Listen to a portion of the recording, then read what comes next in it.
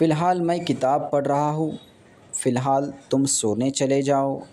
फ़िलहाल मेरे पास वक्त नहीं है। फ़िलहाल उनके पास 2 कंप्यूटर हैं। इस तरह के जुमले हम अक्सर अपनी रोज़मर्रा की ज़िंदगी में डेली लाइफ में बोलते रहते हैं, लेकिन आज हम सीखने वाले हैं कि इन्हें हम अंग्रेज़ी में किस तरह से बोलेंगे। तो चलिए शुरू करते हैं। आपने गौर किया होगा कि इन जुमलों में फ़िलहाल ये लफ्ज़ बार-बार दोहराया जा रहा है, मतलब रिपीट हो रहा है।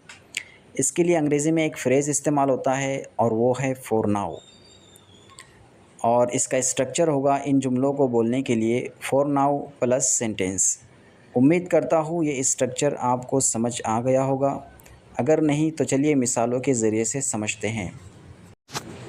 फ़िलहाल मैं किताब पढ़ रहा हूँ। For now I am reading a book. फ़िलहाल तुम सोने चले जाओ। For now go to sleep. और एक मिसाल लेते हैं अच्छी तरह से समझने के लिए। फ़िलहाल मेरे पास वक्त नहीं है। For now I don't have time. फ़िलहाल उनके पास 2 कंप्यूटर हैं। For now they have 2 computers. उम्मीद करता हूँ ये समझ आ गया होगा।